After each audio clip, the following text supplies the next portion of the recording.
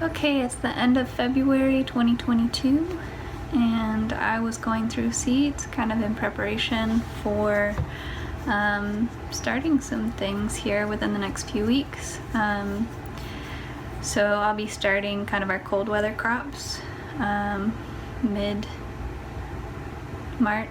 probably second or third week of March, and then probably trying to start a few things that take a long time, like peppers, at that point as well. So I figured I would just kind of go over what we're gonna plan on growing this year. There's a chance we're gonna run out of space for stuff, so I'm not gonna promise that we're gonna absolutely grow all of these varieties, but there's a chance that we'll grow these varieties and more. So I just kind of figured I would share with you what we might have available come springtime. So for our cold weather stuff, we're gonna have two varieties of spinach. We're gonna have Galilee spinach, which is kind of an ancient variety of spinach that's native to the Middle East. It tends to bolt faster, but the harvest is a lot sooner. And then we also have Bloomsdale long-standing spinach, which, like it says, is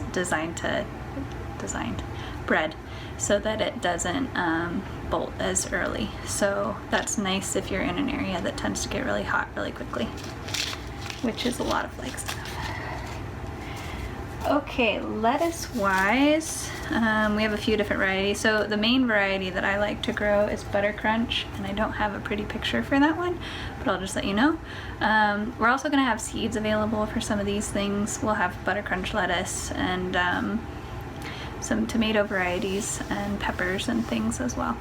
So check those out as well. We are selling those at the Flagstaff CSA, along with some of those clay cakes that we have that are full of like native wildflower seeds as well. So if you shop there, maybe take a look at what we've got. So lettuce wise, we've got Merlot, which I got this as a extra if you order from Baker Creek. If you order a certain number of seeds, they send you like things to try out. So we're gonna try some of these out. And then Paris Island Cos, I think is how you pronounce that. I'll give that one a try. And Rouge d'Hiver. I really like the Butter Crunch and the Rouge d'Hiver because I have experience with them and I know that they reseed, which is really nice. I like my lettuce to volunteer every year, and then I can just water it. We're gonna go ahead and do a little bit of bok choy and a little bit of kohlrabi. They're not big sellers, so we probably won't grow a ton. And then this is what most people call dinosaur kale, but it's not technically kale, it's actually a cabbage, but it's still very nutritious and grows pretty well. I have found that insects really like to eat this one, but I like to eat it too, so sometimes we try it. This was the variety of kale that I grew this last year, and I really liked it. It's a little more tender than some of the other varieties of kale that tend to get a little, I don't know if woody, they're just like, they have like a thick cuticle on the leaf, so it's like more waxy and harder to chew. And then Red Russian kale is another really popular kale variety. We're gonna go ahead and grow some more of that this year. It seems to do pretty well. And then in anticipation of springtime, which I won't start those things probably until early to mid-April is when I'll start doing some of those. So things like melons, I will wait to do until a little bit later because they get root bound fairly easily and then they don't do well when you transplant them into the garden. So I'll talk about the ones that I'll be growing. But so Armenian cucumbers, these are technically melons. They're not actually cucumbers, but they're my favorite kind of cucumber and they do well here. And they're also one of the burpless cucumber varieties. So they're a good choice. Golden Jenny melons, which my mom has had a lot of luck with these in her garden out in Cosmino area, close to Donny Park. And she's gotten, 6 to 12 melons off of a single plant, and they're nice and compact. Blacktail mountain watermelon. This one's a new one that I want to give a go. I know Sugar Baby will go ahead and grow some of those Sugar Baby watermelons too. These are supposed to be a full-size watermelon within 65 days. We'll see. And then I also have this model melon, which is supposed to be another kind of smaller melon variety, so 1 to 2 pound melons. And I tend to think that most people, I know some people have gotten full-size melons in Flagstaff, but I think it's luck of the draw on the year, and you have to really protect them from the elements to try and get your full harvest. Okay, so squash. So like I said, I will not be starting these until probably mid-April, because I will be expecting us to, best case scenario, probably get our last frost in mid-May, and so about 4 weeks in the pot is what you want to shoot for. So I've got Jack B. Little Pumpkin, not food but fun, and then we'll do Black Beauty Zucchini, which is kind of, most people I know who do really well with zucchini, this is the variety they really like. But we'll also do some Ford Hook zucchini, just to get some variety in there. Boston Marrow Squash. I've not personally grown these, but I sold them last year, and the folks that grew them really liked them. But you only get 1 or 2 squash per like 15-foot vine, but they're supposed to be one of the more flavorful squash. We'll do Deca Squash again. I don't think I sold this one last year. It's an Indian squash, it's summer squash, but the outside of it gets really hard if you let it go for too long. But they're supposed to be very prolific. My sister grew them last year and she had lots, so she really liked them. Early straight neck prolific yellow squash. I mean, yellow squash is always good. It's always, seems like it's always prolific, but that one's supposed to be extra prolific. Butternut, Waltham butternut squash. I'm not a huge fan of butternut, but I know people who will just search all over town for starts for butternut because they love them so much. So that's the one that you have to start a little early, because I think they're 110 days, but I know people who get them every year.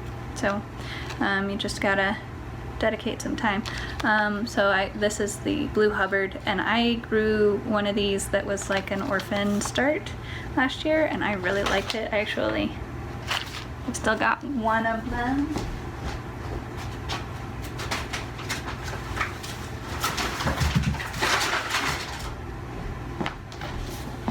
So this is the smaller of the two, and as you can see, it's February and it's storing really well, which is nice because this is like 3 meals for our family,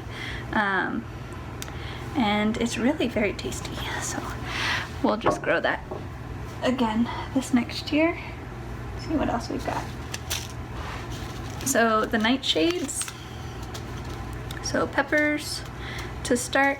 I'm gonna do some serrano peppers because a friend of mine just gave me a ton of seeds of hers and these weren't in there, and I had someone come and tell me this last year that they grew them in a pot and they had a ton of luck with them. So I figured, you know, if you hear it from a couple people, then, and the friend that I got the seeds from also said that, then, you know, it could be true. Poblano peppers, jalapeno, tam jalapeno peppers, and this is King of the North bell pepper, which is supposed to be a short season bell pepper for colder climates. Peppers are a little hit or miss here. I know I've been told that if their root systems get below 50 degrees, that it stunts the plant for the rest of the growing season.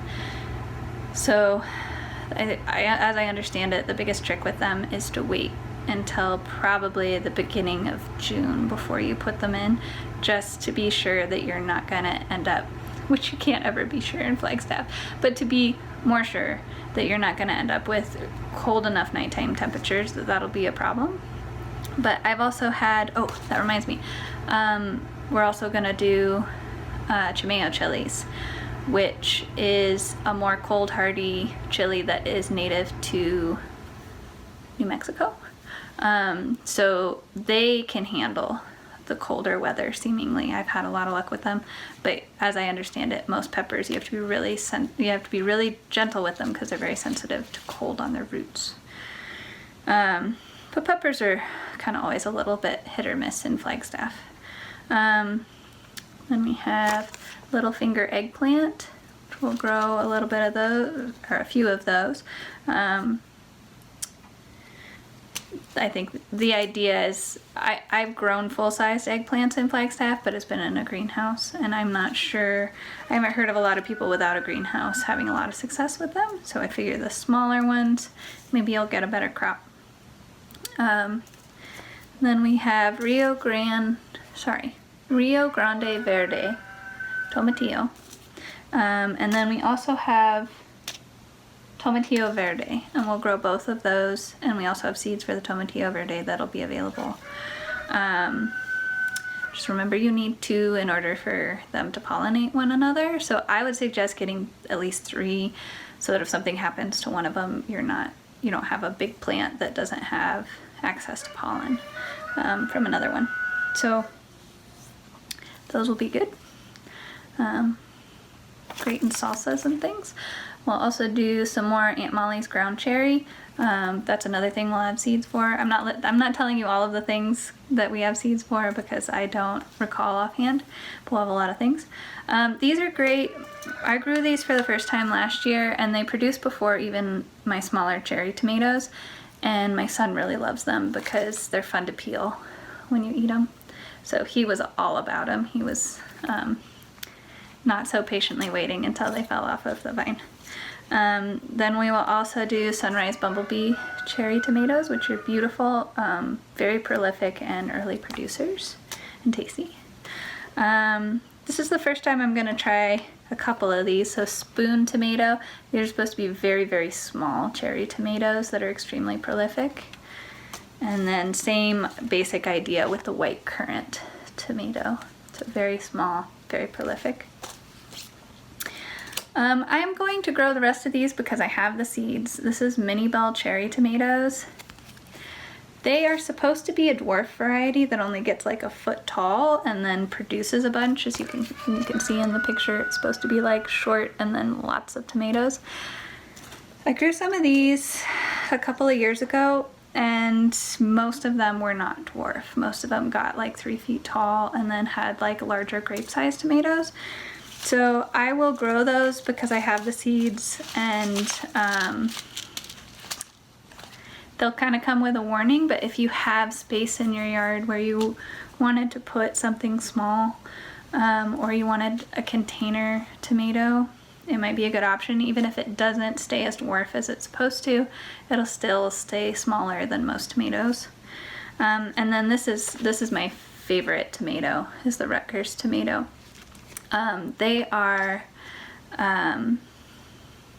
very disease resistant, which is really nice. I had an issue with one of the cold snaps that we had last spring getting our greenhouse, and because the heater didn't kick on, and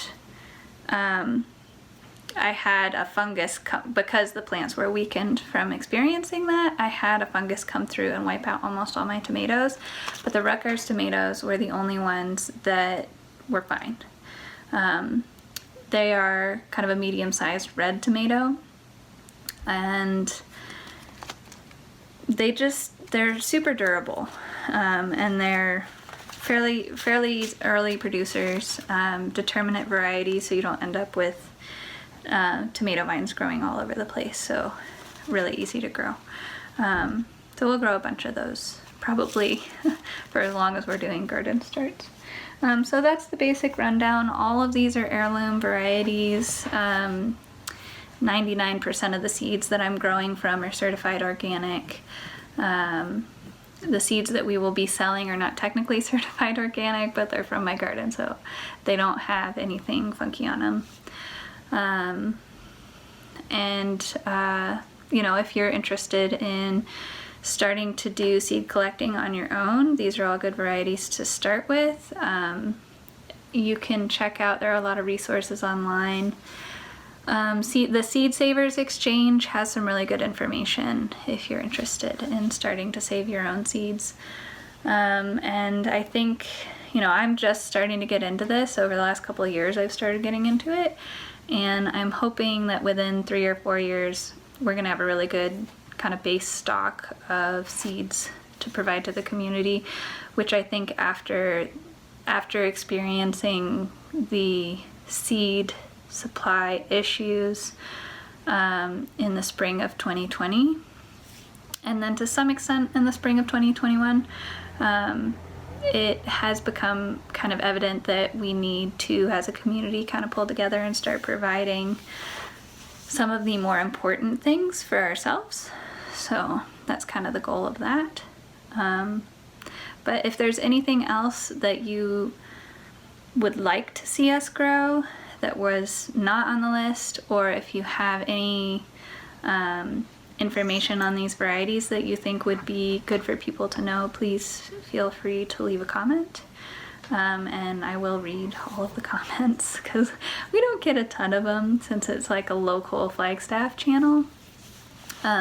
So it's nice to learn things from other gardeners as well.